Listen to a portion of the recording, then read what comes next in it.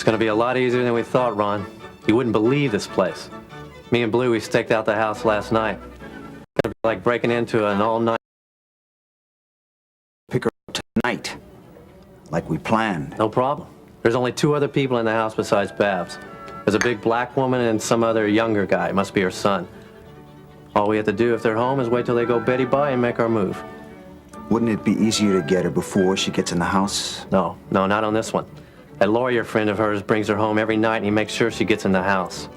It's not that he's tough, it's just that it might get a little noisy, if you know what I mean. Better wait till everybody goes to sleep than make our move.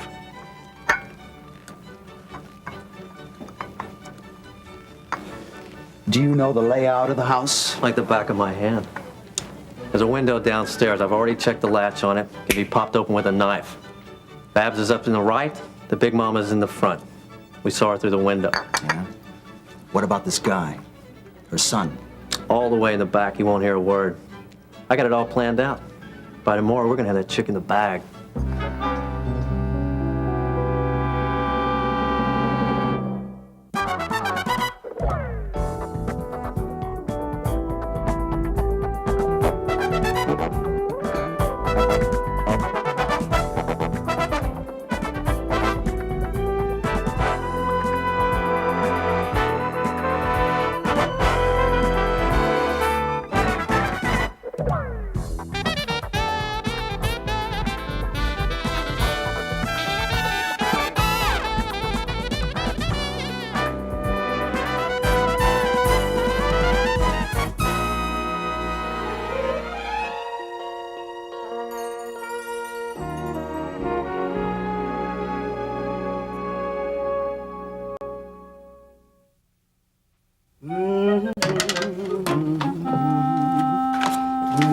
Jane, it's gonna be so wonderful having the whole family back together again tonight. Oh, Mom, we're just going to dinner.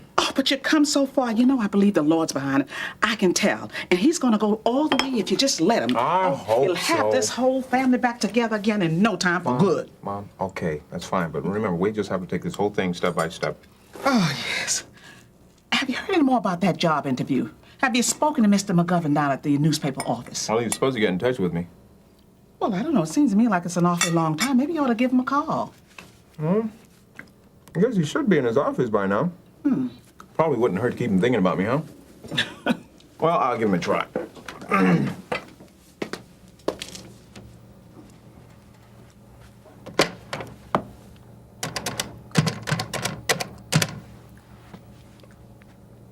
Walter McGovern, please. Mr. McGovern, Gene Redlin. Hi, just fine. I just called to check in and see how everything was going. Yes.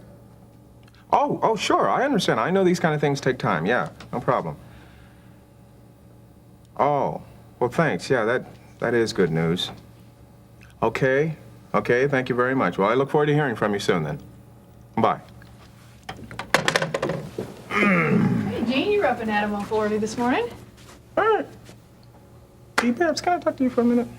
Sure. Over here. I've been doing a lot of thinking about that stuff that you told me lately. The prince. I want to help you find out who he is. Now, I've got a lot of connections. Hey, that's great. Webster's working on it, too, and between the two of you, well, you ought to be able to Webster knows about this, too?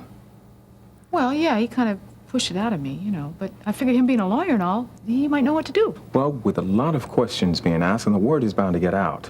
And if Ronnie finds out that you're asking questions, you're going to be in more danger. And that includes the people that are around you.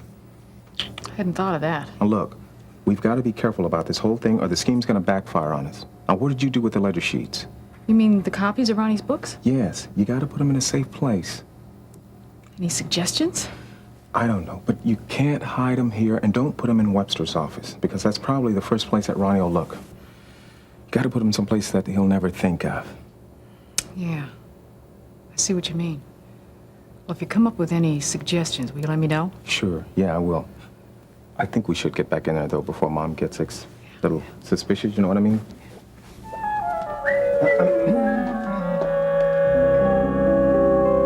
If I were you, I wouldn't be so all-fired sure this is gonna go off as smooth as silk. Well, what's that supposed to mean? The last time that you were gonna take care of Babs, you said it was gonna be a cinch. You were gonna throw her out of the car going 50 miles an hour. You were gonna beat her up real good. So much for that fail-proof scheme. Any normal chick would have been dead after what she went through. It ain't my fault she's tough. Well, this time you'd better take that into account. Listen, Ron. By tomorrow, you're gonna have that chick. Me and Blue, we're gonna take care of it, so consider it done, all right? When it's done, I'll consider it done. And not before. Now, what about that new girl that you brought in the other day, that runaway Paula? How's she working in? That's nothing I can't handle. What seems to be the problem? Nothing. I just gotta work on her, that's all. She doesn't understand the routine. That's the way I like them, though, when they don't know nothing. That way I can start them out right. I like my chicks to do things my way. She'll be okay. Now, you see that she is okay. Oh, Paula's gonna work out just fine once she gets the hang of it. I thought I'd start her out at one of the parlors. Let her work with Rena, you know? She's got good technique. Look, Lance, I'm not interested in the details. Just get her in shape. Hey, Ron, man, have I ever failed you?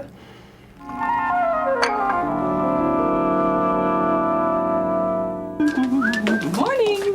Oh, Babs, how about some bacon and eggs? Oh, no, I'm not too hungry right now. I might fix myself something later, but that coffee sure smells good. Ah, coming up. Jean, try to eat a little bit more of your breakfast, honey. So how's the job hunt going, Gene? You still pounding the pavement?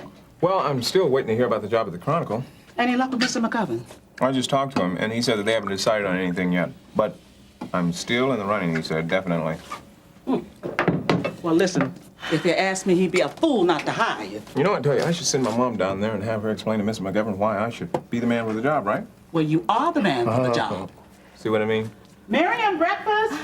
Well, she's right, Gene. You are. Gosh.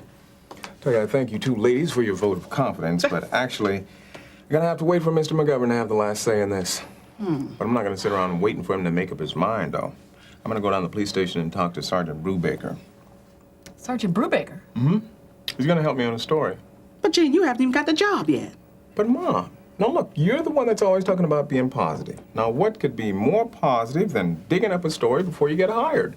Well, Huh? I guess that's right. All right. Besides, I have a little hunch about the Martin case. I interviewed one of the kids that was picked up that night of Lori's attack. You're kidding. Well, did he do it? What did he say? His name was Monroe Lassiter. Kids call him Monk. Now, he and his buddy were picked up for larceny charges there, you know.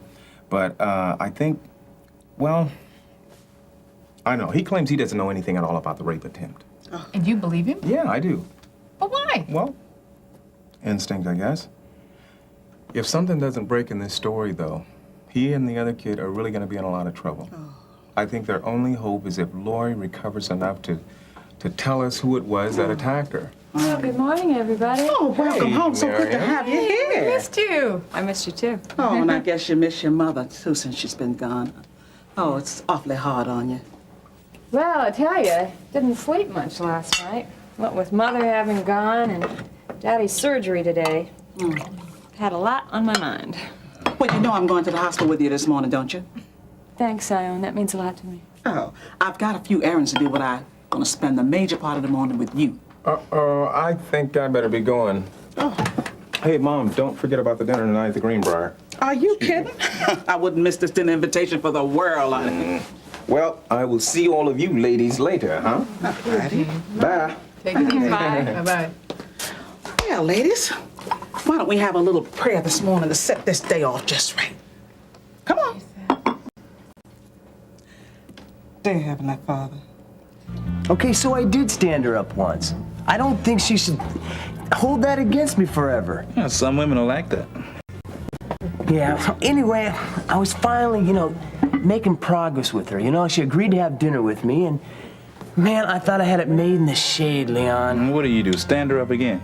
No, I was just supposed to meet her at the Castaway Bar. I had it all planned out. Couple drinks there, go to the Greenbrier for a nice dinner, slip on over to her house for a little nightcap. It was gonna be nice. I gather things didn't turn out as planned. Of all the rotten luck, I had to work late. Seriously. But I left the note for my sister to get a hold of her and explain. But my sister never got the note because, this guy, Russ Weaver, is just... So the nitty-gritty is Vicky never got the message, right? Right. And I'll tell you, is she ever mad? She won't even talk to me, Leon.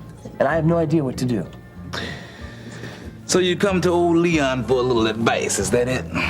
Yeah, well, just to smooth things over with her, huh? Are you serious about Vicky? Now, what makes you say that? I don't know. This doesn't sound like the Gil Prescott I used to know. I mean, love him and leave him and all that. Leon, I just feel kind of bad about what happened, okay? And do you have any ideas? Huh? Yeah, maybe you ought to leave town. Oh, real funny. Remember what she did the last time you stood her up? I mean, this girl has a temper, Gil, a real mean streak. What, you mean throwing that drink in my face? Nah. You lucky that's all she did. Didn't you tell me she swore to get even with you? Yeah, but that's just an expression. Well, There's got to be something I can do to make up to her. Huh? Flowers? Present? Come on, Leon. Think of something. if you want my advice, Yes. if I were you, I would steer clear of that girl. I mean, as far as she's concerned, you've stood her up once too many.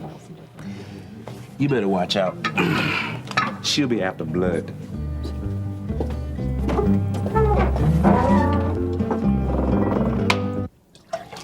Well, I wonder what Daddy's thinking about this morning. He's been so worried about this operation. Yeah, didn't you say they were gonna take a vein out of his leg or something? Yeah, they're gonna use it, see, to replace the arteries that are blocked. Ugh. I don't blame him. I'd be worried too if they're gonna hack on me and pull my veins out. Yeah, but see, Dr. Greeley said it's really quite a common operation. Of course, even so, there's always a little bit of risk involved. Well, how's your father's frame of mind? Well, that's not so good. He's been talking a lot about dying, and he's a little bit depressed. Yeah, we're all gonna die sometime, but none of us likes to think about it. Well, see, the thing is, his daddy has always been so sure of himself, you know, so in command of everything, and now he's lost all of that. I guess I just wish he would be able to believe in something beyond himself. Well, have you talked to him about the Lord? He won't listen to me. It's just what makes me feel so hopeless in this thing. All I can do is pray. Of course, I did ask Terry Davidson if she talked to him. Well, did she? Yeah. Oh, well, there's nothing helpless about that. You can just pretty much consider your prayers answered if you listen to that lady. Well, he did, although Terry doesn't think she was making great headway in it. Hey, don't worry, kid. We all prayed for him this morning. Huh, even me. Of course, I'm not as good at it as you two, but I gave it a shot. Don't worry, we're all pulling for him. With these people here on your team, how can you lose, honey? Yeah. Hey, I gotta get going. If I don't hurry up, I'll be late, and then, you know, Harold worries and he'll think I got kidnapped or something.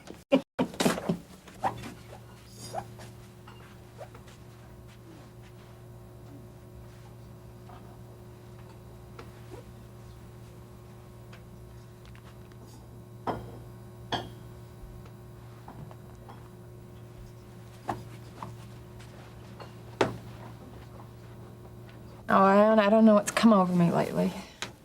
I noticed you're kind of blue and down. I just figured it was because of your mother's leaving. Well, that's just part of it. I guess with her, I feel like I've lost her again after waiting all that time to find her. Oh, honey, you haven't lost her. She's still with you in spirit. Yeah, I suppose so. But see, it's not just that. I'm worried about Daddy, and I haven't heard a thing from Frederick, or Eric, as he wants to be called now. I suppose I am just feeling a little sorry for myself. But, I mean, I just feel so alone. Oh, honey, you're not alone. Remember that Jesus is always by your side, honey. Yeah, I know. I didn't mean that. Well, you know, it's in times like these that the Lord takes care to surround us with folks who are like family to us. I own Redland. You're wonderful.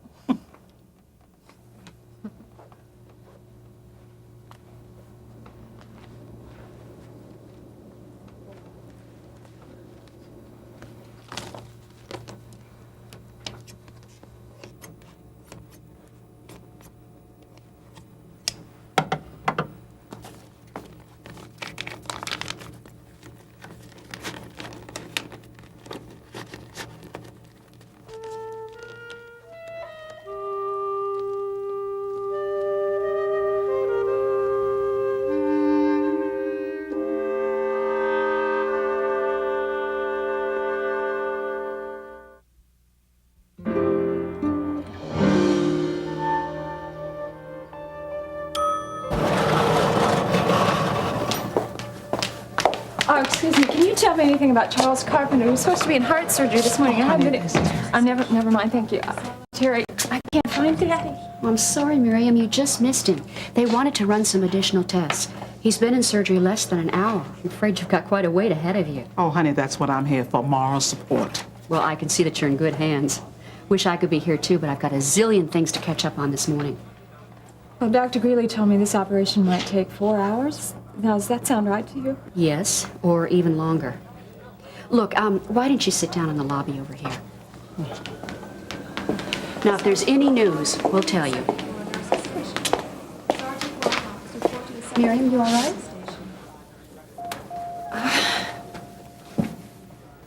What if he doesn't make it? Dr. Woods, What am I gonna call do your then? service. Dr. Woods, call your I'm just so afraid. Oh, honey, I know how worried you are, but worrying isn't going to change a thing. The Lord doesn't take any glory in that. Jesus is here to take away your fears, honey. All you have to do is let him. Oh, I know that's true, but I'm sorry, I just can't let go. It's okay, Miriam. I think maybe I can have some Well, if tissues or something. you're looking for a handkerchief, I have one, honey. Oh, wait, never mind. Here, I found something.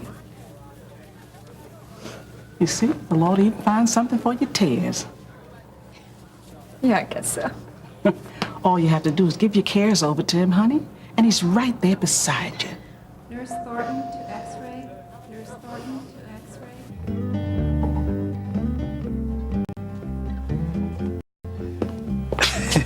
Are you still here? I mean, the morning's almost over.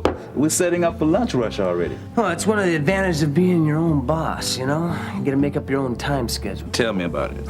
You work too much, you know that. And you're always here.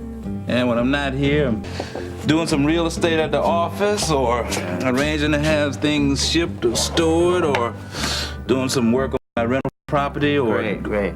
I'll tell you, you're the boss. You know, you gotta start taking things easier. It's your prerogative. You know what happens to this place when I don't show up? I don't think I've ever been here when you haven't. The whole place falls apart. That's what happens. Well, you gotta learn how to delegate, Leon. Delegate. Yeah. Just as soon as I decided not to come in, sure enough, that's when the dishwasher decides to quit, or the grill blows up. Or it's always something.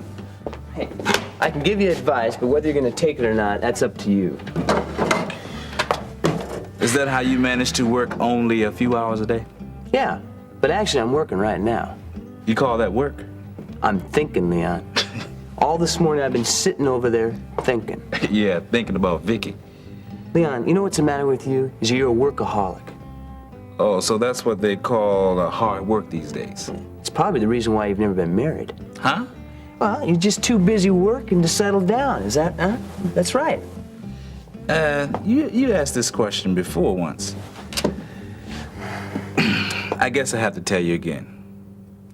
If I ever find the right woman, I'll settle down and get married before you can say I do. It just so happens I haven't found the right woman yet. No, the problem is that you're too busy wheeling and dealing to even look for the right woman, Leon. Hey, she could be out there right now, and you'd never notice, because you're too busy back here slinging hash and all that. Nope, she's not out there. I mean, what's with you anyway and all this talk about marriage? I mean, you thinking along those lines yourself? Me? No way. Maybe you are serious about Vic. I mean, I've never seen you so concerned about a lady's feelings before. Let's just say that I'm trying to be a little more considerate, okay? Oh, so that's what it is. Yeah, that's what it is. Hey, I just want to make something, I want to make it up to her, you know? But marriage, come on. Gotta be kidding. No way.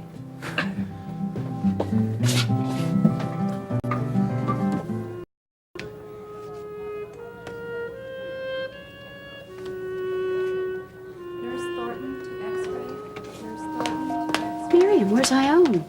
Oh, hi. She had a few errands to run for the church, so I told her to go ahead and I'd see her back at the house later on. I wish you didn't have to be here all by yourself.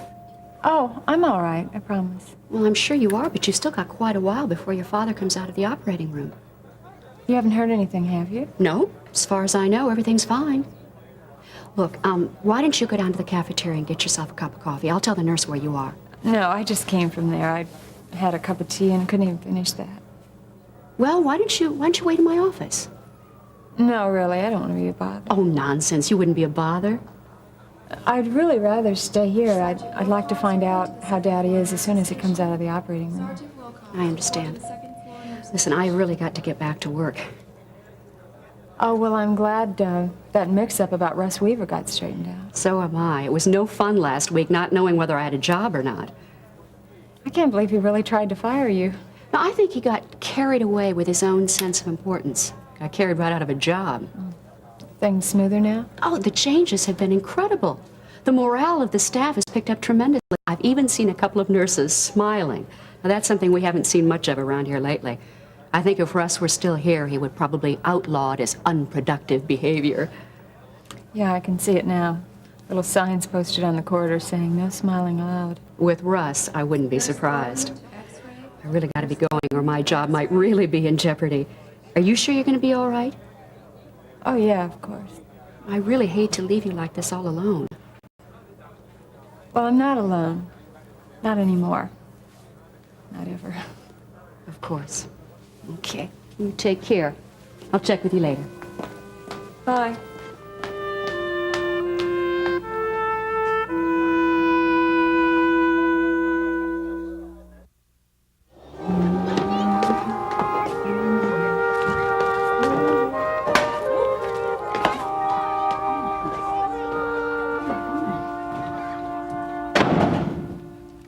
Phone bill, water bill, letter for Jean, another bill for Jean, letter for Miriam. Ooh, that's a pretty stamp. Very interesting. I'll have to ask her to save that for Jimmy.